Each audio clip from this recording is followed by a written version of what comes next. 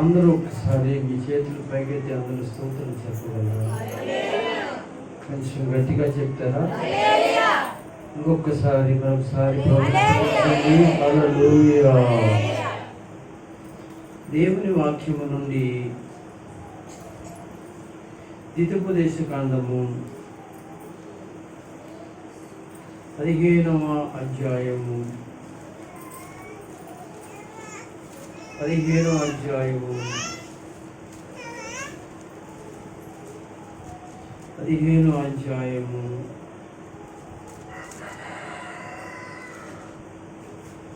4వ వచనాన్ని చదవండి. చాలా జాగ్రత్తగా ఈ విషయాలు మీరు గమనించాలి.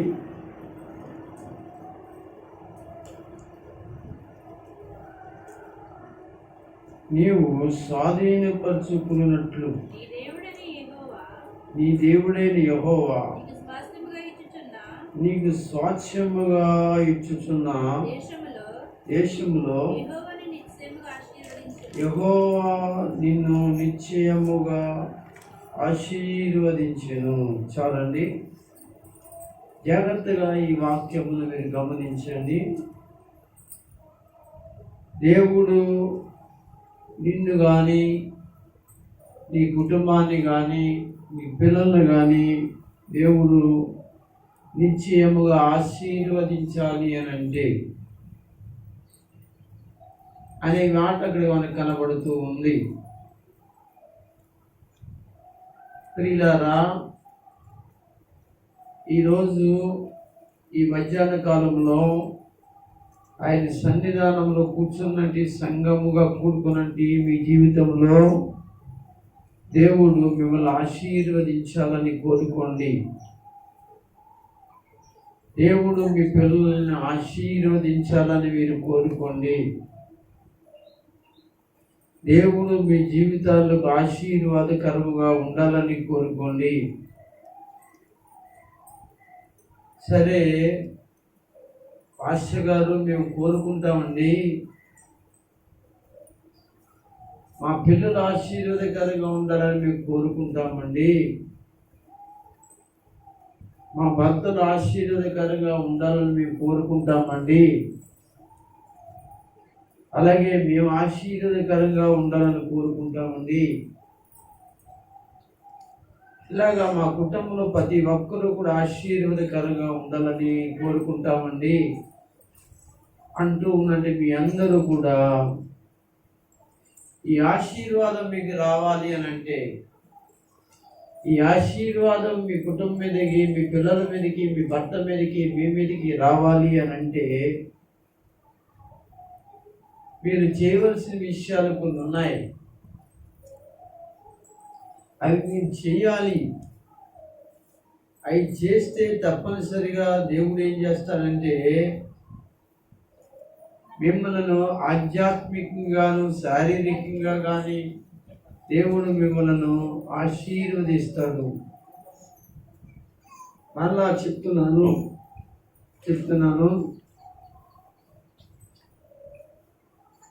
మీరు ఆశీర్వాదకరంగా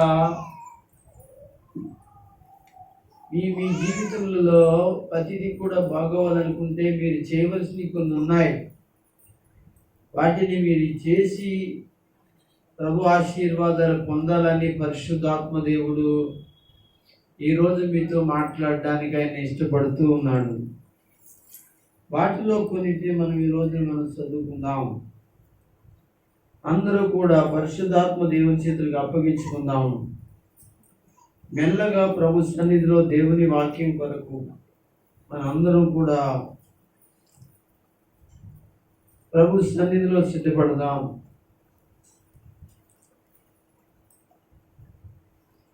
ఏం మాట్లాడుతున్నాడు ఆయన, ఎలా ఉండమన్నాడు ఆయన, ఏం చేస్తే ఆశీర్వదిస్తానని ఆయన అంటున్నాడు అని అంటే పరిశుద్ధాత్మ దేవుని అడుగుదాం. అడిగితే పరిశుద్ధాత్మ దేవుడు మెల్లగా మనల్ని ఆది కాండంలోకి తీసుకుని వెళ్తాడు. ఆది కాండము 9వ అధ్యాయాన్ని తెరవండి.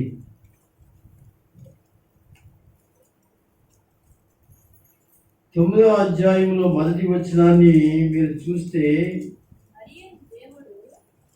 మరియు దేవుడు నోవహును అతని కుమారులను ఆశీర్వదించి మీరు ఫలించి అభివృద్ధి పొంది భూమిని నింపండి. మీరందరూ కూడా మీ బైబిల్ తెరిచారా? ఆదికాండము 9వ అధ్యాయము మొదటి వచనం. మరియు దేవుడైన యెహోవా దేవుడు నోవహును అతని కుమారులను ఆశీర్వదించాడు. ఫలించి అభివృద్ధి పొందుడి, భూమిని నింపుడి. సరిపోతుంది. ఇక్కడ నోవాహు కుటుంబంతో దేవుడు మాట్లాడుతున్నటువంటి మాట ఈరోజు మీ కుటుంబంతో మాట్లాడుతున్న మాటే. స్టార్టింగ్లో చెప్పాను, మీరైనను మీ భర్త అయినను మీ కుటుంబమైనను మీ పిల్లలైనను అని చెప్పాను అభివృద్ధి పొంది ఆశీర్వాదమును పొందులాగున మనము ఏమి చేయాలి అనే విషయాన్ని మాట్లాడుకుని వాక్యంలోకి వెళ్తున్నాం. నోవహు కూడా తన కుటుంబం కూడా ఏం చేయాలనుకున్నారు అంటే, దేవుడు చెప్పినట్లుగా ఆశీర్వాదం కొరకు ఆశపడి లేక దేవుని ఆశీర్వాదం కొరకు ఎదురు చూచి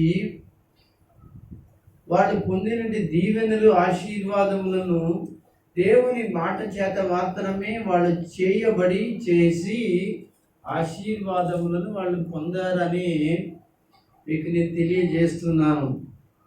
అలాగే మీ పిల్లలు మీరు కూడా అలా ఉండాలని ప్రేమతో మీకు నేను మనవి చేస్తున్నాను. ప్రియమైన దేవుని బిడ్డలారా, ఏం చేయాలి? నోవహు కుటుంబం ఏం చేశారు? దేవుని వాక్యంలో ఉన్న దైవభక్తులైన వారు ఏం చేశారు? మనం ఏం చేయాలి? ఆశీర్వాదం కొరకు మనం ఏం చేయాలి? మన ఇంట్లో వాడి మన ఆశీర్వాదం పొందడానికి మనం ఏం చేయాలి అనే విషయానికి వస్తే, అందులో మొట్టమొదటి మాట ఏంటంటే, నీతిమంతులై ఉండాలి, నీతిమంతుడుగా జీవించాలి. అది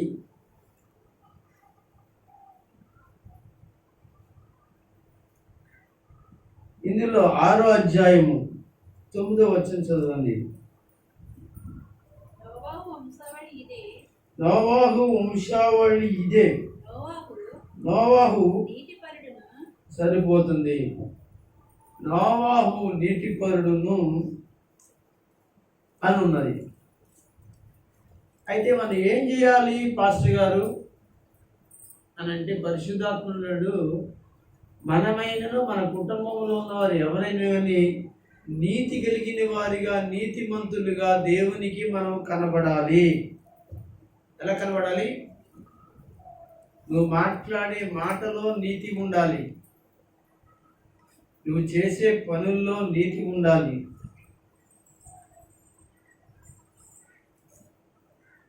నువ్వు ఆలోచించే విషయంలో నీతి ఉండాలి, నువ్వు చేసే ప్రతి దానిలో కూడా నీతి ఉండాలి. ఎవరికి ఎట్టి పరిస్థితుల్లో ఎటువంటి హానికరమైన అవినీతికరమైన ఆలోచనలు నీ యొక్క మనసులోనికి రాకుండా మీరు మంచిగా దేవుని కొరకు జీవించాలి. ఇది దేవుడు కోరుకునే నీ కుటుంబం పట్ల.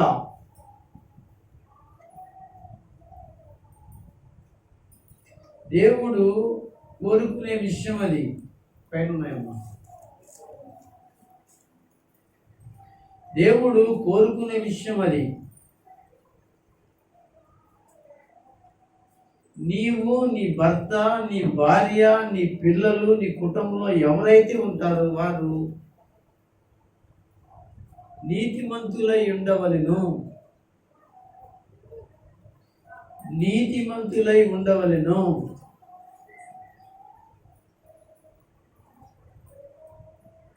ఈరోజు దేవుడు నిన్ను ఆశీర్వదించాలని కోరుకుంటుంది. సోదరి సోదరులారా,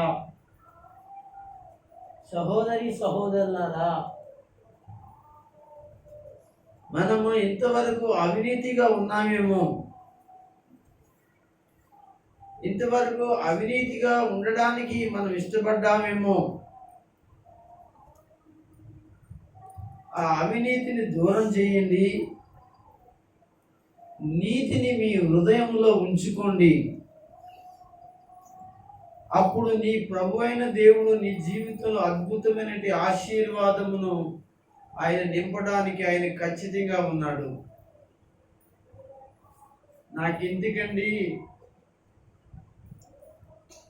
నీతి వలన ఏం బాగుపడతానండి, ఏం సంపాదిస్తానండి, ఏం బాగుపడ్డాను ఇంతవరకు అని అవినీతిలోనే ఉంటానండి, అవినీతినే చేస్తానండి, అవినీతిగానే నా జీవితాన్ని కొనసాగిస్తానండి అంటే నేనేం చేయలేను, నేనేమి నీ జీవితాన్ని మార్చలేను. కానీ దేవుని బిడ్డలారా, నువ్వు ఎక్కడ ఉన్నావో అక్కడే నీ జీవితం అలా కొనసాగించబడుతుందంటే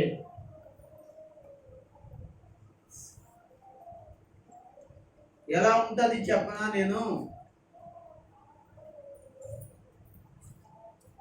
గొర్రెలు ఉన్నాయి కదండి, గొర్రెలు, అందులో ఒక తెలివైన గొర్రె ఉంటండి. అన్ని గొర్రెల్ని చూసిందంట. మీరేనండి,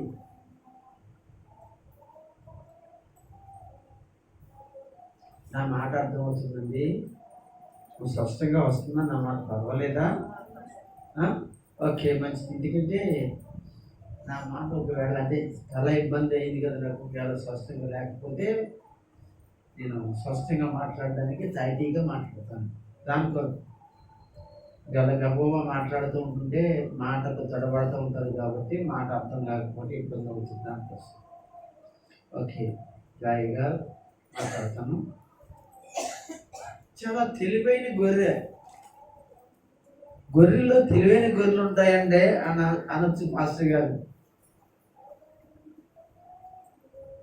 గొర్రెలు అంటేనే అమాయకమైన గొర్రెలు. గొర్రెలు ఏమంటాయి? అమాయకమైన గొర్రెలు అంటే అమాయకమైన వాళ్ళని అమాయకమైన గొర్రెలు అంటే వింటారు అని అంటారు కదా. అయితే సరే, అమాయకమైన గొర్రెల్లోనే ఒక తెలివైన గొర్రె ఉందనుకోండి,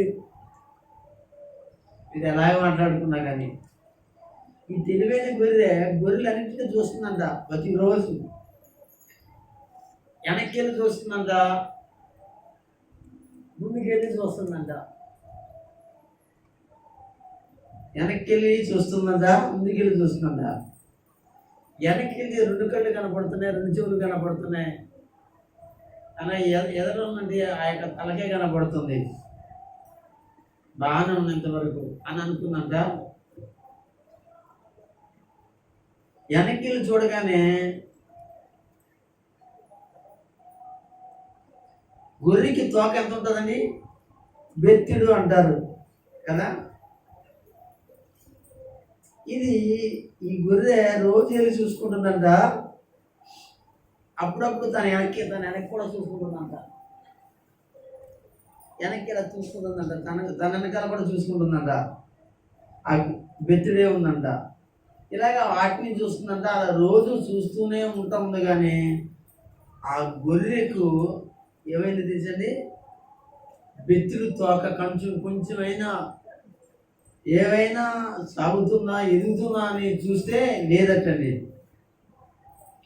నేను ఎందుకు చెప్తున్నానంటే, గొర్రెకి బెత్తిడే అన్నట్లుగా నీ జీవితంలో నేను ఇలాగే ఉంటానండి, నేను అలాగే జీవిస్తానండి,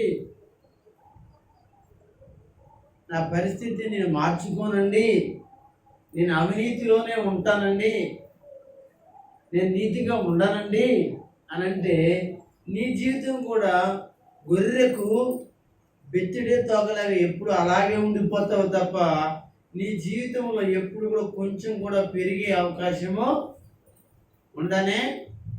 ఉండదటండి. దేవునికి స్తోత్రం.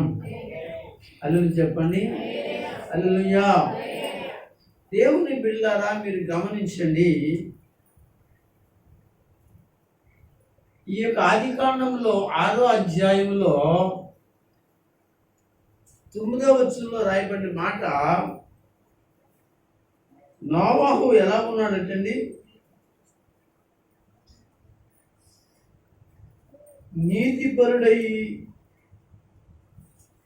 నీతిపరుడైనట్లుగా మనకి కనిపిస్తున్నాడు. అందుకే నోవాహు ఏం చేయబడ్డాడు అనంటే, నోవాహు పిల్లలు, తన భార్య, తన కోడళ్ళ కుటుంబం అందరూ కూడా ఆశీర్వాదమునకు వారసులయ్యారు. ఆశీర్వాదమును వాళ్ళు పొందారు. కనుక నేను చెప్పే మాట ఏంటంటే, ఏమైనానో అవినీతి మీ భర్తలో, మీ పిల్లల్లో, మీలో కనిపించిందనుకోండి, వెంటనే వాటిని తొలగించండి. పిల్లలైన వారిలో వస్తే తల్లిదండ్రులైన వారు వాటిని తొలగించండి. భర్త అయిన వాడు భార్యలో అవినీతి కనబడితే దాన్ని తొలగించండి. భార్య అనబడిన ఆమె తన భర్తలో అవినీతి కనబడితే తొలగించండి. అప్పుడు ఆశీర్వాదమును మీరు పొందుతారు. ఎందుకు తెలుసంటే, నీతి ప్రారంభించబడతాది కనుక నీతిమంతులు వర్ధిల్లుతారు అని సామెతల గ్రంథంలో రాయబడింది మాట. నీతిమంతులు ఏం చేయబడతారు? వర్ధిల్లుతారు. అంటే నీతిమంతులు ఖర్జూర వృక్షం వల్ల, కీర్తన గ్రంథంలో అనుకుంటండి. అలాగే సామెతల గ్రంథంలో కూడా ఉందండి, వర్ధిల్లుతారు అనే మాట. ఇది మొదటి మాట. రెండవ మాట కూడా మనం చెప్పుకుందాం. రెండవ మాట ఏమిటి అంటే, నువ్వు ఆశీర్వదించబడాలి అని అంటే, ఆశీర్వాదకరంగా నీవు ఉండాలి అని అంటే, ఆశీర్వాదకరంగా నీవు జీవించాలి అని అంటే, ప్రభు యొక్క సన్నిధిలో మరొక మాట ఏమిటి అంటే, నిందారహితుడై ఉండాలి. ఇదే ఆదికాండము 6వ అధ్యాయము 9వ వచనంలో 2వ లైన్లో ఉన్న మాట మనం మొదటి నుంచి చూద్దాం. నోవాహు వంశావళి ఇదే. నోవాహు నీతిపరుడును ఆ తరములో నిందారహితుడై ఉన్నాడు. ఏమై ఉన్నాడు చూడమ్మా, కాలు కింద పెడితే బాగుంటుంది. నిందారహితుడై ఉన్నాడు. ఇక్కడే పెట్టాడు, అక్కడ నిందారహితుడై ఉన్నాడు అనే విషయం వాక్యం సెలవిస్తుంది. మీరు ఆలోచించండి, నోవాహు అక్కడ నిందారహితుడై, కాలు కడుపుతుంది బాగుంది,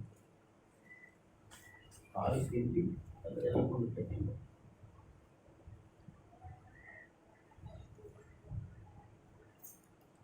ఆలోచించి చదవండి ఆ మాటలు ఒకసారి. నీతిపరుడును నిందారహితుడై ఉన్నాడు అనే విషయం, ఈ తరములో నిందారహితుడై ఉన్నాడు అనే విషయాన్ని మనకి అర్థమవుతుంది. అంటే నోవాహు యొక్క కుటుంబం, నోవాహు పిల్లలు, నోవాహు యొక్క కోడళ్ళు, నోవాహు భార్య, నోవాహుతో సహా ఎలా ఉన్నారంటే, వాళ్ళ మీదుగా చిన్న మాట కూడా నింద లేకుండా బ్రతికిన కుటుంబం. అందరూ ఒకసారి స్తోత్రం చెప్పండి. ఇలాంటి కుటుంబాన్ని దేవుడు చూస్తాడు. మీకు అర్థమైందా? ఇంతవరకు కూడా నువ్వు ఎలా బ్రతికావో నాకు తెలియదు, కానీ ఇంతవరకు కూడా నువ్వు ఎలాంటి జీవితాన్ని నువ్వు కొనసాగించావో నాకు తెలియదు, కానీ దేవుడికి తెలుసు కనుక యేసు లేక దేవుడు అనబడింది ప్రభువు, ఆయన నీ పట్ల మంచి కార్యమును ఉద్దేశించి, మంచి కార్యము చేయాలని ఉద్దేశించి ఆయన ఈరోజు ఈ మధ్యాహ్న కాలము ఆయన నీతో మాట్లాడడం మొదలుపెట్టాడు. కనుక దయచేసి నువ్వు నిందించబడొద్దు. అది మగోళ్ళైనా అది ఆడోళ్ళైనా నిందించబడడానికి వీల్లేదు. దేవుని పిల్లలారా, నిందించబడటం నిందారహితులుగా, నింద అనేది లేకుండా, చెడ్డ అనేది నీ మాట నీ మీద లేకుండా, నీ మీద రాకుండా కాపాడుకునే బాధ్యత నీ మీద ఉంది. అలాగే నీ భర్త మీద మాత్రము ఉంది, నీ పిల్లల మీద ఉంది అనే విషయాన్ని పరిశుద్ధాత్మ దేవుడు చెప్తాడు. నువ్వు పనికి వెళ్ళు, నువ్వు వ్యాపారమే చేసుకో, నువ్వు ఉద్యోగమే చేసుకో, కూలి పనే చేసుకో, నువ్వు చదువుకోవడానికి అనగా స్కూల్లోనికి వెళ్ళు. అది ఆడోళ్ళైనా మగోళ్ళైనా ఎవరైనా కానీ నీ మీద ఎటువంటి నింద లేకుండా కాపాడుకునేటువంటి బాధ్యత ఎవరిది? అమ్మ, అక్కడ నరసింహ గారు నిద్రపోతున్నారు, కొంచెం మొహం గడుపుకుంటే బాగుంటుంది. ఇద్దరు అంటే అక్కడ పక్కన గాడుకోడు కొడుకుంటే పక్కడికి వచ్చారు నిద్ర. దేవుడికి స్తోత్రం. నాకు మధ్యాహ్నం మాట నిద్ర వచ్చేది కదండి. రాత్రులు బాగా నిద్ర పట్టేది, నిద్ర రావట్లేదని ఏడుపు వచ్చేసి నాకు. ఎలా ఏడ్చేసేవాడు అంటే చిన్నపిల్లలు నాకు ఏడ్చేసేవాడు. నిద్ర లేకపోయేటప్పటికి నా తలకి అంత భారంగా ఉండి, బాధగా ఉండి, ఇబ్బందిగా ఉండి చాలా ఇబ్బంది పడేవాడిని. అప్పుడు మా పాస్టర్ గారు ఒక మాట ఆడేది, నీకు నిద్ర రావాలని ఉంటే చేయాలి. ఏంటమ్మా చెప్పకుండా అమ్మగారు, చెప్పు అమ్మగారు అమ్మగారు అని ఉంటుంది, చెప్పుకునేవాడిని, ఇలాగేవాడిని. ఏం కాదండి, జగదీశ్వరి జగ్గుని దగ్గర పెట్టుకొని నీకు ఎంత నిద్ర వచ్చేస్తున్నాను అంటే.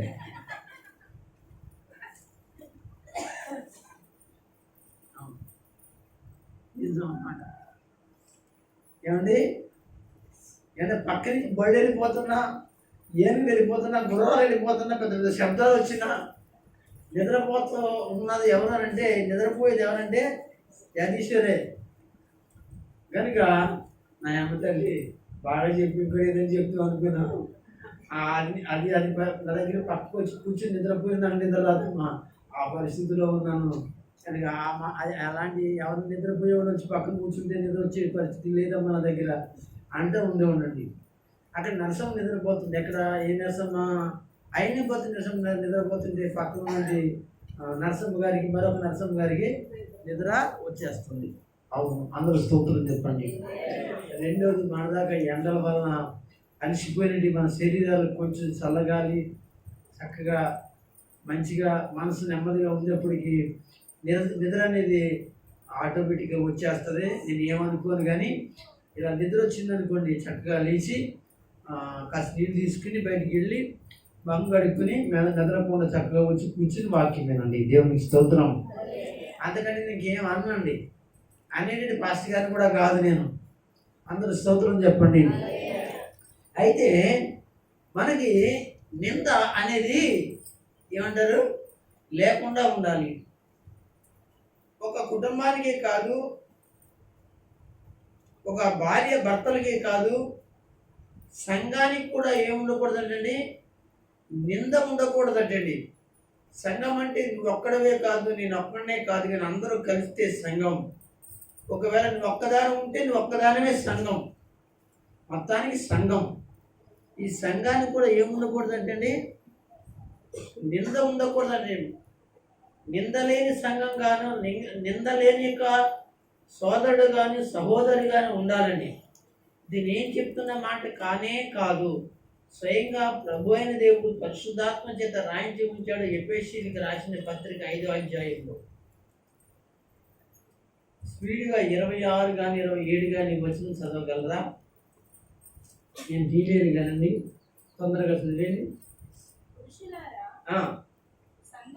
క్రీస్తునకు లోబడినట్టుగా క్రీస్తు సంఘము, సహోదరులారా, సంఘము క్రీస్తునకు లోబడినట్లుగా భార్యలు కూడా భార్యలైన వాళ్ళు ప్రతి విషయములో ఆ, తమ పురుషులకు లోబడవలెను. తన పురుషులకు లోబడవలను. పురుషులారా, పురుషులారా, మీరు మీ భార్యను ప్రేమించుడి. ప్రేమించండి. అందువలన క్రీస్తు కూడా సంఘమును ప్రేమించి అది కళంకమైనను ముడతైనను అట్టిది ఏవైనను లేక పరిశుద్ధమైనది గాను నిర్దోషమైనది గాను మహిమ కలిగిన సంఘము గాను దేవుడు తన ఎదుట ఏం చేయాలనుకున్నాడండి? వాక్యముతో ఉదక స్నానము చేత సరి చేయాలనుకున్నాడు ఆయన. అంటే ఎలా ఉంచాలనుకున్నాడంటే నిందారహితము లేని ఇంక సంఘంగా దేవుని ఎదుట తను నిలబెట్టుకోవాలని వాక్యము చేత సరి చేయాలి అని అనుకుంటున్నాడు. దేవునికి స్తోత్రం. కొంతమంది కండి వాక్యము చేత సరి చేస్తే ఇష్టపడరండి. వాళ్ళు ఇష్టపడటం వదిలిపెట్టండి, పక్కోని గిల్లేస్తూ ఉంటారండి. ఎంత రక్తాలు వచ్చేదానికి గిల్లేస్తూ ఉంటారండి. గిల్లెత్తిగా ఉండదు కానీ వాక్ మాత్రం వచ్చేస్తుందండి అక్కడ. అలా ఉంటారండి కొంతమంది. మీకు తెలుసో తెలియదు కానీ ఇక్కడ నుండి నేను గమనిస్తూనే ఉంటానండి. ప్రతి మీటింగ్లో ప్రతి ప్రార్థనలు అనమాట. ఎందుకంటే వాళ్ళకి ఇష్టపడరు, వాక్యం ఇష్టపడరు, వాక్యం సరి చేస్తే ఇష్టపడరు. వాక్యము అనగా వినబడితే వాళ్ళకి ఇష్టం ఉండదు. ఏం చేస్తారో తెలుసంటే వాళ్ళు చెడింది కాకుండా వనమంతా చెడగొట్టినట్టుగా అనగా ఏం చేస్తారంటే పక్కోళ్ళు కూడా ఏం చేస్తారంటే చూడు ఎలా చెప్తున్నారో ఎలా మాట్లాడుతున్నారో అని అంటున్నారు. అన్నప్పుడే మీరు గ్రహించాలి, ఓహో నీలో ఈ యొక్క పచ్చి ఉందన్నమాట, ఓహో నీలో ఈ యొక్క బలహీనత ఉందన్నమాట. అందుకే నీకు ఏమనిపిస్తుందంటే నష్టంగా అనిపిస్తుంది, బాధగా అనిపిస్తుంది అని మీరు వెంటనే గ్రహించాలి తప్ప వాళ్ళ నేను డోలక్క వాంచితే మీరు మధ్యలో వాంచకూడదు. ఏమని అర్థమైందా మీకు? ఏమంటే అవును అని అనకూడదు. నేనే చెప్పాను, డోలక్క వాయిస్తే మధ్యలో వాంచకూడదు అని. ఇదే మాత్రం ఏమని అవును అనకూడదు, నమ్మకూడదు. ఎందుకో తెలుసా? ఏమండి నువ్వు నిందారహితంగా ఉంటే, మంచిగా ఉంటే, నీ మాటలు బాగుంటే, నీ ప్రవర్తన బాగుంటే, నీ పరిస్థితి బాగుంటే, నీ జీవితం బాగుంటే స్పీడ్ అయిపోతున్నట్టుందే కదా, స్పీడ్ అయిపోతున్నట్టుందే అన్నది ఓకేనండి. కనుక ఇలాంటి పరిస్థితుల్లో ఎవరైతే ఉంటారో అలాంటి పరిస్థితిలో ఉన్నటువంటి వారిని మీరు గమనించి అమ్మో ఈమె చాలా నష్టపరిచేటువంటి వ్యక్తిగా ఉంది, తాను పాడవడమే కాకుండా నేను కూడా పాడేటువంటి మనసు చేసేలాగా ఉంది.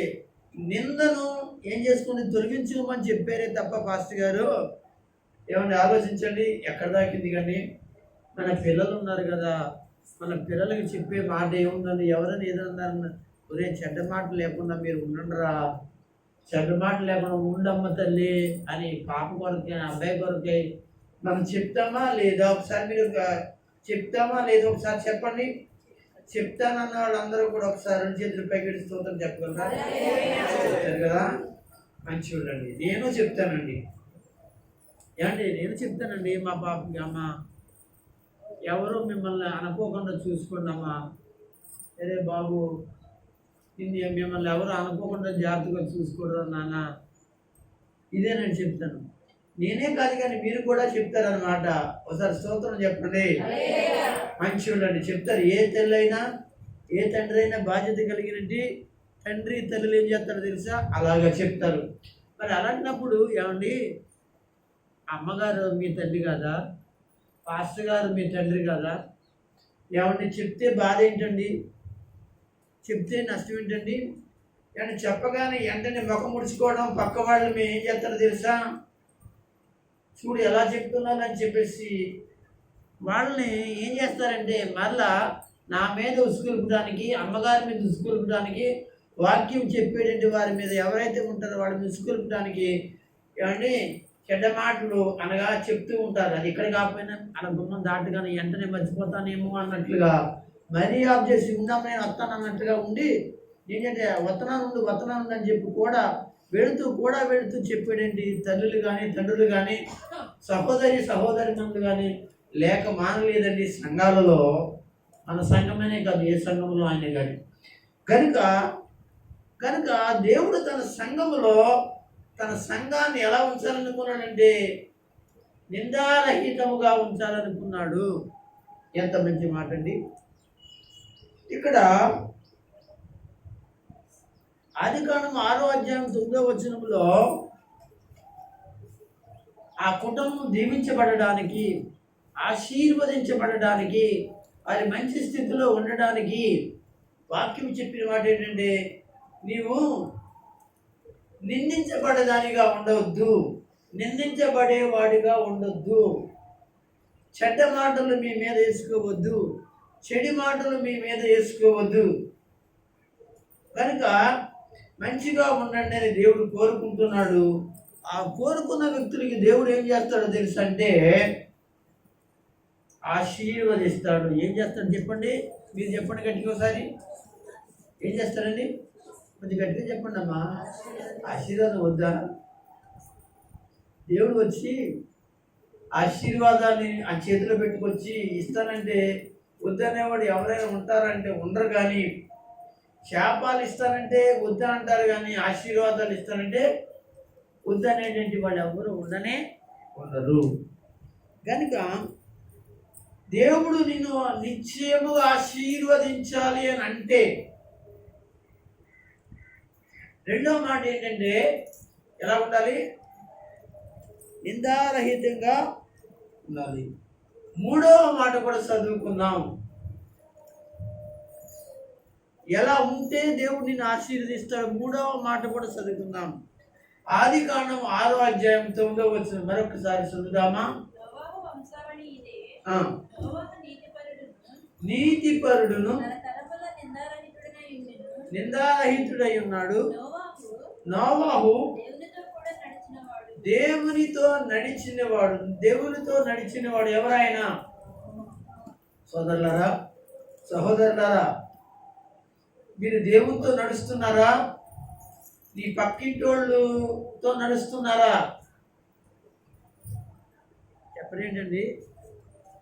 లేకపోతే దేవునితో నడుస్తున్నావా సోదరి సోదరుడా? లేక నీ పక్కన నీ సోదరుడితోని సహోదరితో నడుస్తున్నావా? అలా నడవద్దు. వాళ్ళు ఒకవేళ నడిచే మార్గం మంచి మార్గం అని నీకు అనిపిస్తున్నట్లయితే అది తుదకు మరణమే అని సామెతల గ్రంథంలో రాయబడి ఉంది. ఇన్ని వాక్యాలు తీయడానికి నాకు టైం లేదు కనుక నేను ఈ అంశాన్ని పూర్తి చేయాలి కనుక తుదకు అది ఆ యొక్క ఒకని నడవడి ఎక్కడ నడిపిస్తుందట? మరణానికి నడిపిస్తుందట. ఒకవేళ జాగ్రత్తగా చూసుకో, అవతల వాళ్ళ యొక్క నడవడి మంచిగా ఉందో లేదో, ఆ తీయని మాటలకి కానీ, ఆ సోదరుడి యొక్క తీయని మాటలకు కానీ, ఆ సహోదరుడి యొక్క తీయని మాటలకు కానీ పడిపోతున్నారేమో జాగ్రత్త. ఈ రోజున ప్రేమలో దోమలే అంటున్నారు కదా, ప్రేమలో దోమలా అంటున్నారు కదా.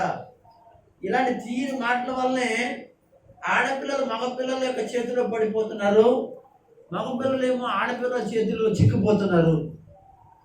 జాగ్రత్త సోదరి సోదరులారా, నేను ఈ రోజున మీ ముందు ఉంచబడి ఈ మాట ఏంటంటే, నువ్వు ఎలా నడుస్తున్నావు? జాగ్రత్తగా నడమని నేను సేవకుడుగా చేతులెత్తి మీకు మీ పిల్లలకు దండం పెట్టి చెప్తున్నాను. ఇక్కడ కూర్చుంది యవనస్తుల పిల్లలారా, అమ్మలారా, అక్క చెల్లెళ్ళారా, సహోదరులారా, దయచేసి మీరు ఎలా నడుస్తున్నారు మీరు జాగ్రత్తగా ఉండాలని తెలియజేస్తూ, నోవాహు అయితే ఎలా నడిచాడమ్మా? కుమారమ్మ గారు చదవండి. దేవునితో నడిచాను. హల్లెలూయా చెప్పండి. దేవునితో నడిచిన వల్ల చెప్తున్నాను. ఏరమ్మ గారు వింటున్నారా? దేవునితో నడిచారు కనుక ఈ రోజున మీరు ఆరోగ్యంగా ఉన్నారు. అందరు గట్టిగా స్తోత్రం చెప్పండి. దేవునితో నడిచేటువంటి వ్యక్తులు ఎవరైతే ఉన్నారో వారి జీవితాలు బాగుంటాయండి. ఈ మధ్యాహ్న కాలం ముందు నీ కొడుకైనా, నీ కోడలైనా, నీ అల్లుడైనా, నీ కూతురైనా వాళ్ళు దేవునితో నడవట్లేదు అని అంటే నువ్వు గద్దించు, తప్పేం లేదు, భయమేమి లేదు, గద్దించు. దేవుని చెప్పినట్లుగా నడిచినట్లుగా చేయండి. భార్య భర్త చెప్పినట్లుగా నడవాలి, భర్త భార్య చెప్పినట్లుగా నడవాలి, భార్య భర్త చెప్పినట్లుగా నడవాలి, పిల్లలు తల్లిదండ్రులు చెప్పినట్లుగా నడవాలి. నీకు అర్థమైందా? పిల్లలు తల్లిదండ్రులు పిల్లలు చెప్పినట్లుగా నడవాలా అక్కర్లేదా అన్నా అది మాత్రమే, అది మీకు అప్పగిస్తున్నాను. ఎందుకంటే నడవాలని చెప్పను. ఎందుకో తెలుసా?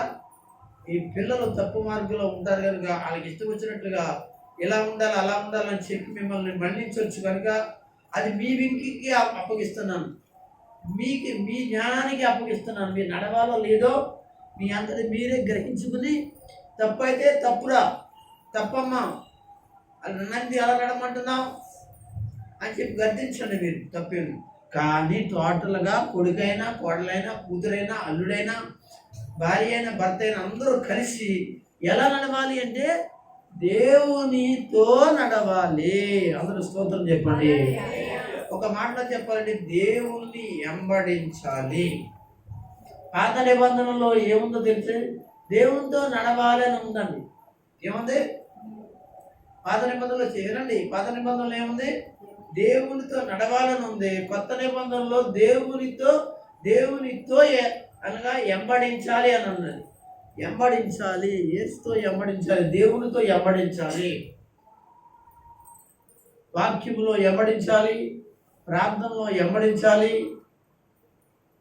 పాటల్లో ఎంబడించాలి, విశ్వాసంలో ఎంబడించాలి, పవిత్రతలో ఎంబడించాలి, విజయం కొరకు ఎంబడించాలి.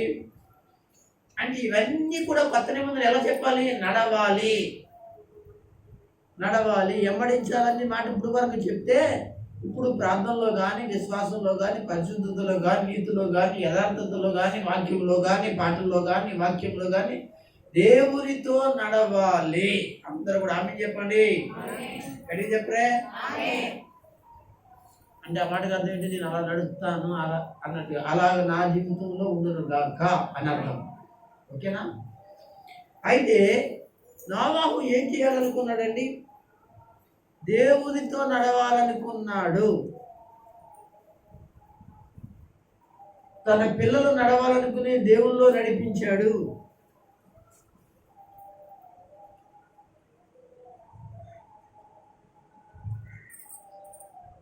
తన భర్త దేవుని వెంబడించాలి, తన భార్య దేవుని వెంబడించాలి, తన పిల్లలు దేవుని వెంబడించాలి. ఈ రోజున దేవుని బిడ్డలారా, మీకు ఎవరు కనపడితే వాళ్ళతో వెంబడించేటువంటి మనస్సు మాత్రం రాకూడదు.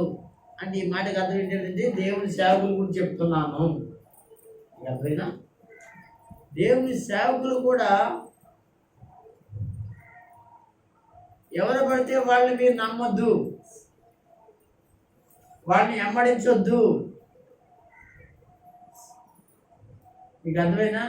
నేను గతించినట్టు 3 వారాల కింద 4 వారాల కిందతో ఒక సేవకుడు వేరొక సేవకుడు యొక్క మాట విని వెంబడించాడా లేదా?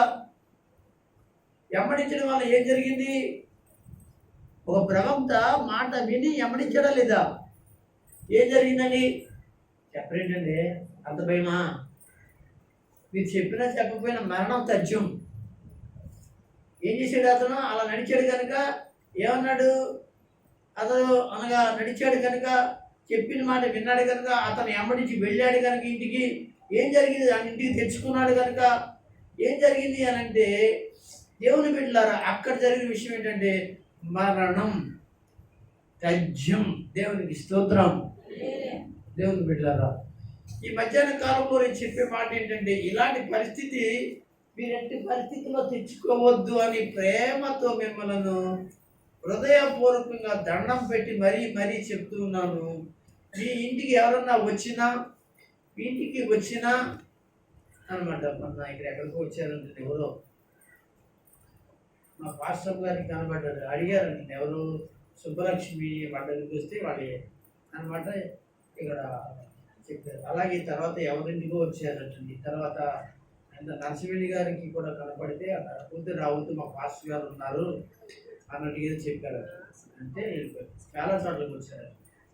ఎవరు పడితే వాళ్ళని వస్తే వాళ్ళ మార్గాన్ని వెళ్ళిపోతే వాళ్ళతో సంపాదించేయడం కాదు. మాకు చర్చ్ ఉందండి, ఇక్కడే ఉంది, మా పాస్టర్ గారు దగ్గరలో ఉన్నారండి, మాకు రమ్మంటే వస్తారు, ప్రార్థన చేసి వస్తారు, మీరు దయచేసి మీరు వెళితే బాగుంటుందండి అని 2 చేతులు దండం పెట్టి పంపించండి, మర్యాదగా పంపించండి. 2 చేతులు దండం పెట్టి మర్యాదగా ఇచ్చి వందనాలండి, మంచివాళ్ళండి, మీరు వచ్చినందుకు వందనాలు. అదేదో ఏం చేస్తారండి, మీ ఇంటికాడ మా కొరకు ప్రార్థన చేయండి. ఎందుకంటామంటే మా పాస్టర్ గారు అలాగే చెప్తారు.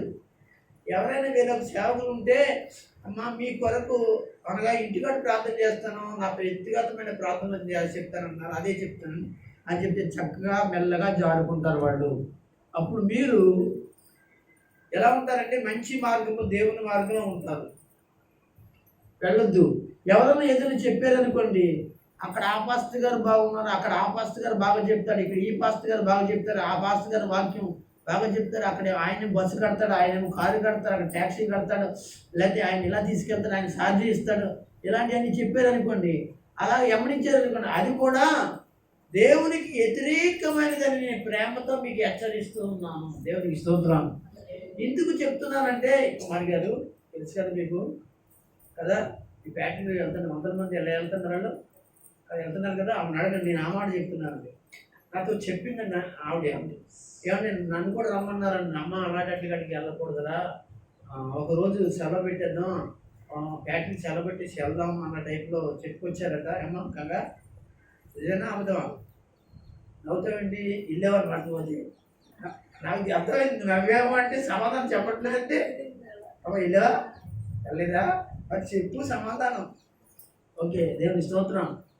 కనుక దేవుని బిడ్డలారా ఆలోచించండి, వెళ్ళకండి. ఏమంటే అది అని ఆలోచించండి. అది ప్రార్థనే కదండి పాస్టర్ గారు అంటే, అది ప్రార్థనే, అది వాక్యమే.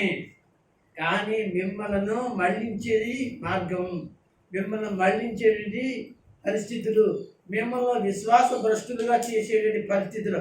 అక్కడికి ఆయన రమ్మన్నాడు, ఇంకొక అమ్మ రమ్మంటాడు, ఇంకొక అమ్మ అన్నాడు. మన చర్చిలో కొంతమంది ఉన్నారు, మహాతల్లులు కొంతమంది ఉన్నారండి. అక్కడెక్కడో జరిగిన మరి ఇక్కడ సాక్ష్యాలు, ఎందుకు వచ్చిన సాక్ష్యాలు. దేవుడు లెంపకాయలు కొట్టేస్తాడండి. ఉన్నా చెప్తాను, లేకపోయినా చెప్తా.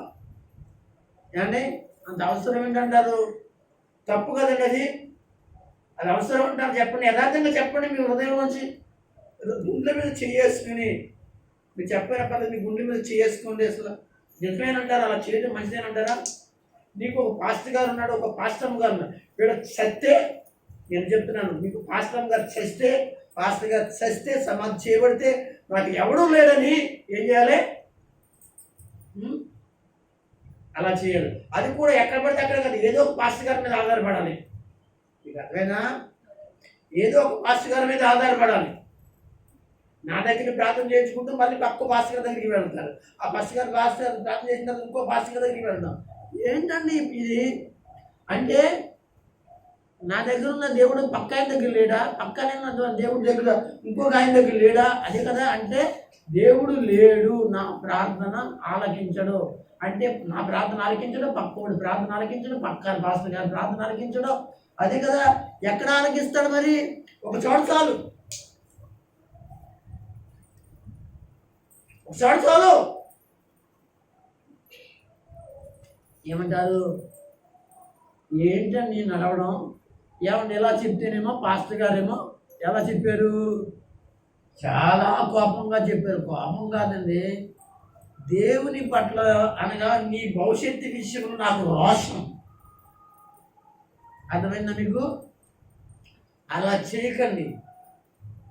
ఎవరైనా చేసేవాళ్ళు ఉంటే అది మంచిది కాదని చెప్పాలే తప్ప,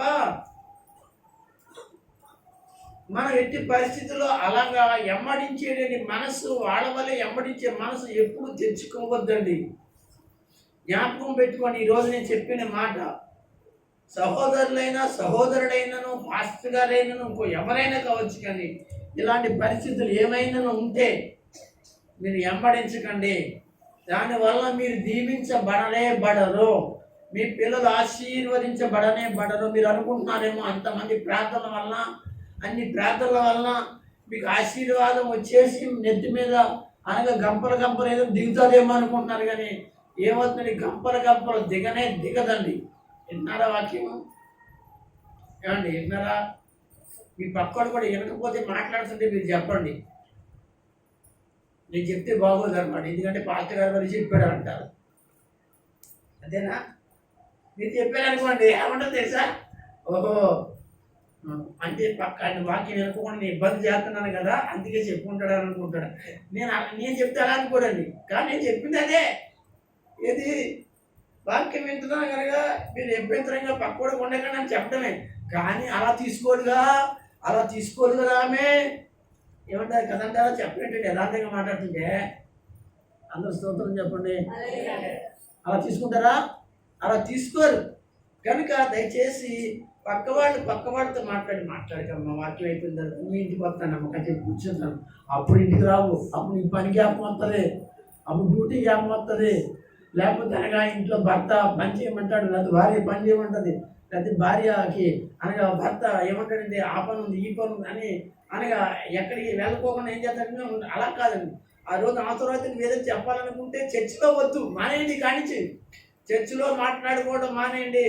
ఇంటికి వెళ్ళిపోయిన తర్వాత చక్కగా లేకపోతే మీ ఇంటికి రమ్మని కూర్చోబెట్టి అమ్మ కాకమ్మ కథలు, పిసికమ్మ కథలు, మీరు ఏం చెప్తారో చెప్పండి. అందరూ స్తోత్రం చెప్పండి. ఏమంటారు? కాకమ్మ కథలు, పిసికమ్మ కథలు మీకు తెలుసా? మా నాన్న మాకు చిన్నప్పుడు చెప్పాడండి. చాలా కథలు ఉన్నాయి. పిసికమ్మ కథలు, కాకమ్మ కథలు. ఈ కథలు చెప్పకండి. మన కథలు సాక్ష్యం చెప్తున్నాడండి. ఏమండి? ఆ సాక్ష్యంలో ఎలా ఉందంటే ఎవరో చెప్పినట్టుగా చెప్తున్నాడండి సాక్ష్యం. ఎవరినో పెట్టి సాక్ష్యం చెప్తున్నాడండి. నాకు పెట్టాడండి. అది ఏంటండి? ఎందులో ఫోన్లో పెట్టాడండి. అంత అంత అంత అలా పెట్టుకోవచ్చు అనమాట. ఏమని ఎలా చెప్తే నాకు కథ జ్ఞాపకం వచ్చిందండి. ఏం కథ జ్ఞాపకం వచ్చిందండి? అనగా ఒక రాజు అంట. ఆ రాజుకంట 7 కొడుకులంట. 7 ఏం చేశారంటేనండి ఏటకి వెళ్ళారంట, తిరిగి ఇంటికి రాలేదంటండి. చివరాఖరి 7 లేని వాళ్ళని అప్పుడంటండి ఏం చేయాలని ఆలోచన చేస్తే అది ఎవడో చెప్తే ఉల్లిపాయ బొడ్లో పెట్టుకోమని వాళ్ళ ఆవిడకి చెప్పమన్నాడటండి. ఇది కథ, ఇది నిజం కాదండి, ఇది అన్నమాట అండి. అప్పుడు ఉల్లిపాయ బొడ్డోడు పుట్టాడండి. బొట్లో అలా ఉల్లిపాయ పెట్టుకుంటే ఉల్లిపాయ బొడ్డు పుట్టాడనంటే ఏమండి అసలు ఈ నమ్మవలసిన పాలన అంట. అప్పుడు పుట్టగానే అన్నాడంట వాళ్ళ అమ్మతోటి వాళ్ళ నాన్నతో అన్నాడంటండి ఆ రాజుగారితో, అది నాకు ఎవరైనా అన్నయ్యలు ఉన్నారా, నాకు ముందు ఉన్నారని అడిగేసాడండి. చూడండి ఆడు పుట్టగానే మాట్లాడేసాడండి. అంటే అవునురా ఉన్నాడనంటే ఆడు వెళ్ళాడండి, ఏటకి వెళ్ళాడంటండి. దేవునికి స్తోత్రం. అంతా చెప్పమంటారా? అంతా చెప్పమంటారు. మీరైతే కథలు అంటే ఇష్టం కదా, వాక్యం అంటే ఇష్టం ఉండదు అంతే కదా. సర్లే కథ కూడా చెప్తాను. ఇది కథ, ఇది నిజం కాదు. అయితే వాడు వెళ్తే ఏం చేశాడని తెలుసా? ఆ ఇంటికి రాలేదు అందమ్మనంటే అడిగి పంది మింగేసిందంటే. ఏ పంది మింగిందంటే ఇదో పెద్ద కథ. 7 ఏం చేసిందంటే అడిగి పంది మింగేసిందంటండి. సరే అది ఇంటి కూడా మింగేయడానికి అదేంటంటే నేను ఇది చెరువు చుట్టూ 7 చెరువు చుట్టూ నీళ్లు తిరిగి వచ్చే లోపల నేను ఇన్ని రాళ్ళు పెడతాను, ఇన్ని రాళ్ళు పెడితే నీ రాళ్ళని ఏరేయాలి, లేకపోతే నీ అన్నాలు మింగేస్తుంటే నిన్ను మింగేస్తాను అందంటండి. అందరూ స్తోత్రం చెప్పండి. అన్ని చెప్పరే, కొంచెం సంతోషంగా చెప్పరే. కథ చెప్తున్నాను కదా చెప్పరే. అందరూ స్తోత్రం చెప్పండి. అయితే ఏం చేశాడో తెలుసా?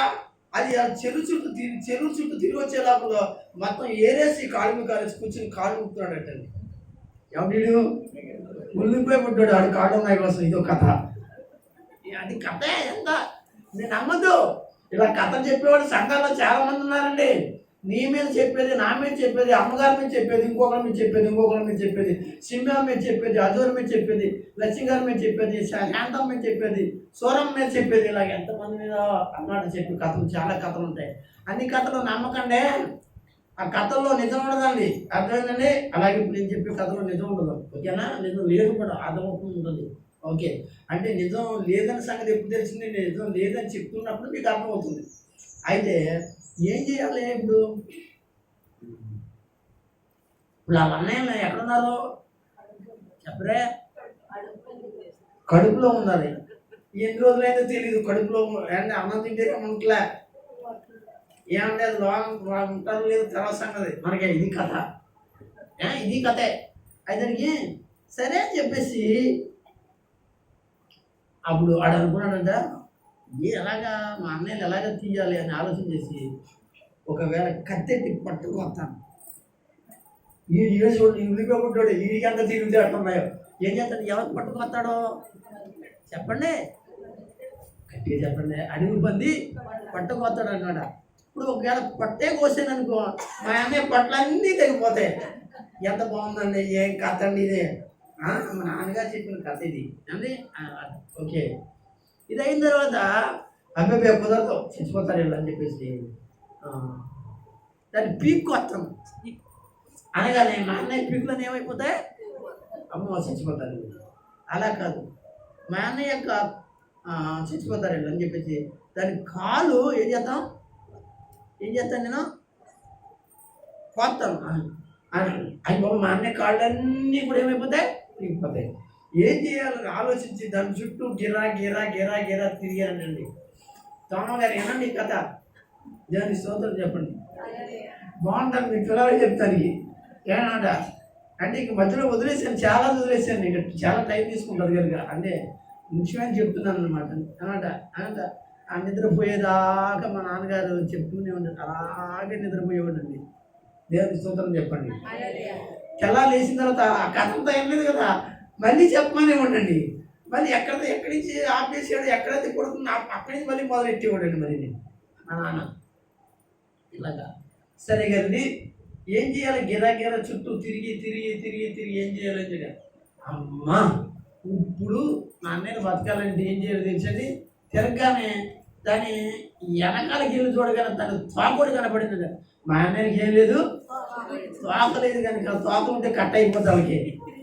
అయితే అని ఆలోచించి ఆ తోకను ఏం చేశాడంటే ఆ ముడ్డిమోడు కానించి కిందకి కసక్కుని కోసి ఏం చేశాడంటే వాళ్ళు 7 అన్నయ్యలని ఏం చేసి అందులోంచి తీసాడంటే. అందరూ స్తోత్రం చెప్పండి. ఇది ఏంటండి? ఇది చెప్పండి, ఇది కథ. ఇలాగా ఒకటి చెప్పిన సాక్ష్యం అండి. ఇది ఎలా ఉందంటే చెప్పొచ్చు కదా నిజాయితీగా నిక్కరచ్చిగా, నేనని చెప్పుకోవచ్చు కదా. భయం ఏంటి? భయం ఏంటి నీకు? దమ్ము లేదా నీకు? అలాంటప్పుడు చెప్పుకోవడం ఎందుకు? ఇలాంటివన్నీ అవి పెట్టి కథలు పెట్టి కాళ్ళు పెట్టి చేతులు పెట్టి వంకలు పెట్టి అది పెట్టి ఇది పెట్టి వాళ్ళని చెప్పి వీళ్ళని చెప్పేసి చెప్తే నేను ఎవడేమంటాడో నాకు రోషం వస్తుందండి. నీకు నిజాయితీ లేదా? నువ్వు యథార్థపరుడు కాదా? నువ్వు కరెక్ట్ అయినోడు కాదా? చెప్తాను ఒకసారి దొరుకుతాడు, చెప్తాను. నాకు దొరుకుతాడు. ఏమంటే పాస్టర్ గారండి, మీరు అందరూ ఎలా చూస్తున్నారు తెలుసా? ఆడు దొరికినప్పుడు మీరు చెప్పినప్పుడు మాతో చెప్తారా అన్నట్లుగా చూస్తున్నారండి మీరు అందరూ. ఏమంటారు? అలా చూస్తున్నారండి. ఏమండి అంత అవసరం అంటారు మీకు? నేను అడిగినప్పుడు, నేను చెప్పినప్పుడు, ఒక తిరిగి చెప్పినప్పుడు మీరు అలా చూడక్కర్లేదు. నేను చెప్పాలంటే నేను చెప్పానని సందర్భం వస్తే చెప్పేస్తాను. మీరేం అడగక్కర్లేదు. మీరు ఆ ఫీలింగ్తో మీరు కూర్చొని చూడొద్దు. అందరు స్తోత్రం చెప్పండి. నెమ్మదిగా ప్రశాంతతగా మీరు ఏంటంటే వాక్యాన్ని బట్టి దేవునికి మహిమ కలుగును గాక. ఇప్పుడు చెప్పింది వాక్యమా? ఏమంటే రామకృష్ణ గారి వాక్యమా? ఇలాంటి ప్రసంగాలు చేయాలంటే 4 గంటలు చేస్తానండి. ఇలాంటి విషయాలు ఏంటంటే వాక్యమేమో అరగంట, నానా చెత్త చెప్పడం ఏంటంటే గంటన్నర. ఎన్ని గంటలు? పెద్ద ప్రసంగీకుడు అని చెప్పేసి పరిగెత్తేస్తూ ఉంటారు అక్కడ మీటింగ్లోకి. ఏంటంటే మీరే కదా, మీరే మీ గురించి చెప్తున్నారు. మీకు ఇక్కడ అప్పుడు మీరే పరిగెత్తేస్తాడు, చెత్త చెప్తాడండి. చెప్పిందంతా కూడా ఒక పావుగంట చెప్తాడు వాక్యం. ఆ పాస్టర్ గారు చెప్పిందంతా కూడా పావుగంట చెప్తాడు. ఉన్నదంతా కూడా ఏం చెప్తాడు? నాన్న చెత్త చెప్తాడు. అయ్యి బాబోయ్ రామకృష్ణ గారు, అమ్మ బాబోయ్, అమ్మోయ్ అయినో ఇంకేముంది బాబోయ్, ఇంకేముంది పెద్దేదో పడిపోయినట్టుగా ఈ విధంగా ఎలా చెప్తారు అంటే మామూలుగా చెప్పరండి తిరుపతి గారా. అందరూ స్తోత్రం చెప్పండి. కనుక ప్రియులారా, మీరు ఎక్కడికి వెళ్తే నాకే, మీరు ఏమింటే నాకే, నాకు తెలియదు గారిని నా వాక్యాన్ని మాత్రం శ్రద్ధగా చెప్తాను. ఈ సందర్భం వచ్చింది కనుక ఏదో ఒక 5-10 నిమిషాలు ఈ సందర్భం చెప్పాను తప్ప, లేకపోతే ఇది కూడా నేను చెప్పేటండి అంత అవసరత ఉండదు. కానీ అవసరత బయట కనుక చెప్పాను. కనుక ఆ సోదరుడు ఇలాంటి అన్ని కథలు చెప్తూ ఉన్నాడు.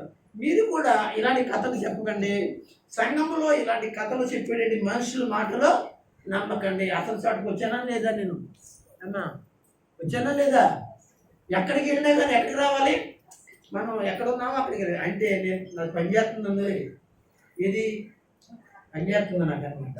ఓకే, నేను స్తోత్రం కలిగి కాక పని చేస్తుందంటే మీకు ఎలా ఉందంటే భయం వేస్తుందన్నమాట. అందరూ స్తోత్రం చెప్పండి. హల్లెలూయా, దేవునికి మహిమ కలుగును కాక. ప్రియమైన దేవుని బిడ్డలారా, కనుక అలాంటి కథలు చెప్పేటండి మా తల్లులు, మా తండ్రులు, మహానుభావులు, మహాచక్రవర్తులు సంఘాల్లో ఉండక మానలేదు కానీ ఉన్నారు కదా. దయచేసి మీరందరూ కూడా పడిపోకండి. అలాంటి మార్గంలోనికి, వాళ్ళ మాటల్లోనికి నడవకండి, వెళ్ళకండి.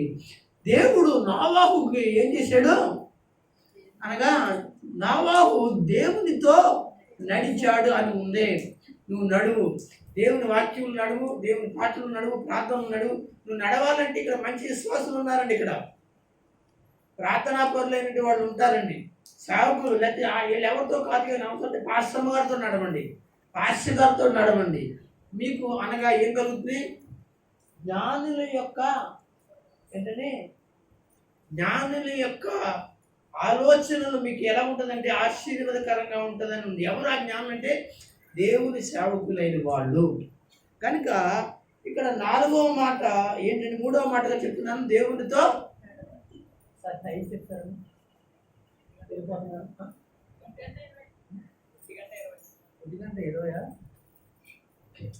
నమ్మించేస్తాం. అందరూ స్తోత్రం చెప్తాం. హల్లెలూయా. 2 చేతులు పైకెట్టి స్తోత్రం చెప్పండి. ఇంకొక 4 మాటలు ఉన్నాయి కానీ నేను చెప్పను, ముగించేస్తున్నాను.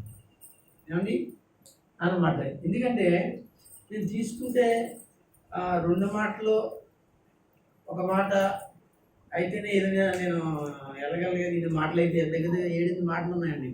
సరే అండి, ఇది 1వ మాట ఏంటండి? నీతిమంతులై ఉండాలి. 2వ మాట ఏంటి? నిందారహితులై ఉండాలి, నిందలేని వాళ్ళై ఉండాలి. 3వది ఏంటంట? దేవునితోనే నడవాలి తప్ప ఎటువంటి వారితో కూడా నడవద్దు.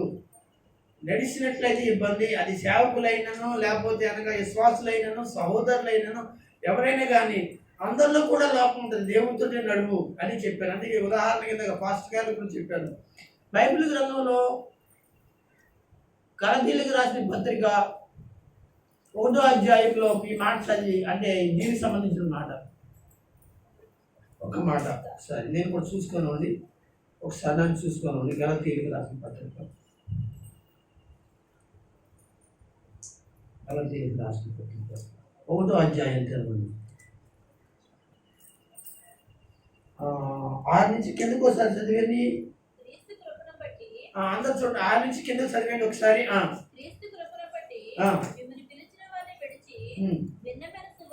ఏంటంటే ఎవరిని విడిచి? మిమ్మల్ని ఎవరైతే పిలిచాడో, నిన్ను ఎవరైతే మిమ్మల్ని పిలిచాడో అంటే యేసు ప్రభు వారిని మిమ్మల్ని పిలిచాడో విడిచిపెట్టి, అనగా యేసు ప్రభు మార్గంలో నడవకుండా, ఆయనతో నడవకోకుండా ఆయన విడిచిపెట్టే పరిస్థితులు మీరు తెచ్చుకోవద్దు అంటున్నాడు పౌలు గారు. సరే, ఇంకా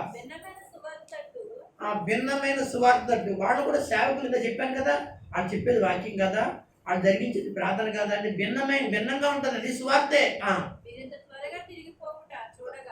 ఇంత త్వరగా తిరిగిపోతున్నారు. చాలా మంది తిరిగిపోతే ఏం చేస్తున్నారు? బస్సులు ఎక్కి, కార్లు ఎక్కి, లారీలు ఎక్కి, అదెక్కి, ఇదెక్కి ఈ రకంగా వెళ్ళిపోతున్నారు. ఆశ్చర్యం అవుతుంది. అది ఏదో ఒక సువార్త కాదు. నేను చెప్పేదే, పౌలు గారు కూడా అదే చెప్తున్నాడు. అదేదో కాదు, పౌలు గారు చెప్పేదే, నేను చెప్పే వాక్యమే. కానీ వాడు ఎలా చెప్తున్నాడంటే మిమ్మల్ని విశ్వాసంలో పడగొట్టడానికి, మిమ్మల్ని దారి తప్పించడానికి ఆయన అంటే మీకు సేవకుడు, మీకు సంఘం ఉంటుంది, దాని నుంచి బయటికి అనగా లాగేస్తున్నారు అంటున్నాడు పౌలు గారు. చెనపగోరి ఆ, కొందరున్నారు ఉన్నారు మేము మీకు ఉన్నారు కలవరపరిచి వాళ్ళు ఉన్నారు. వాళ్ళనండి ఇప్పుడు కూడా అప్పుడు ఉన్నారు, ఆ రోజుల్లో ఉన్నారు, ఈ రోజుల్లో కూడా ఉన్నారు.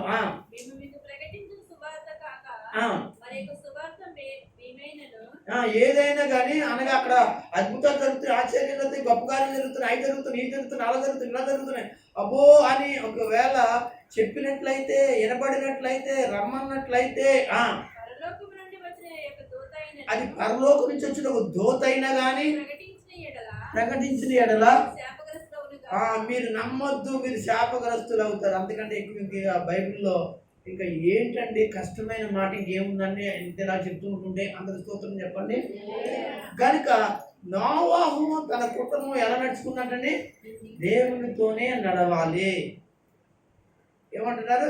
లేదండి సంఘ సేవకులైనండి, దైవ సేవకులైన మీ పాస్టర్ గారు వైపు అనగా పాస్టర్ గారు తోటి అనగా వైపు నడవండి.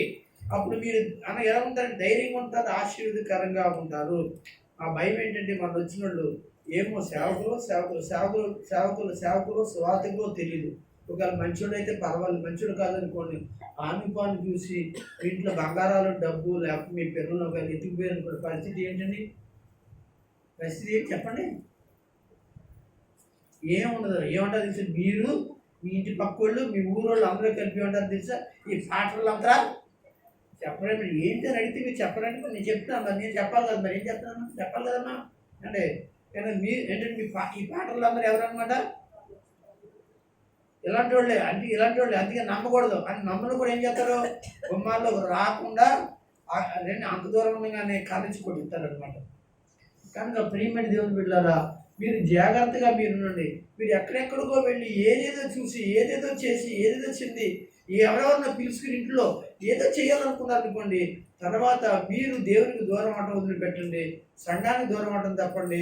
తర్వాత మీకు పెద్ద నింద, తర్వాత చాలా ఇబ్బందికరమైన పరిస్థితులు మీరు, మీ పిల్లలు, మీ భర్త మీరు ఎదుర్కోవాల్సిన పరిస్థితులు చాలా ఎక్కువ ఉంటాయని ప్రేమతో మిమ్మల్ని హెచ్చరిస్తున్నాం. మీరు దేవునితో నడవండి, ఆశీర్వాదాలు ఏం చేయండి, మీరు పొందండి, దీవుల్ని పొందండి. అప్పుడే మీరు ఏముంటారంటే నిశ్చయముగా నీ దేవుడు నిన్ను ఆశీర్వదించడానికి ఆయన ఇష్టపడుతూ ఉన్నాడు. ఇట్టి కృప సంఘానికి దేవుడు మెండుగా ఇచ్చి నడిపించును గాక. మీరందరూ కూడా ఒకసారి స్తోత్రం చెప్పి చెప్పండి. హల్లెలూయా.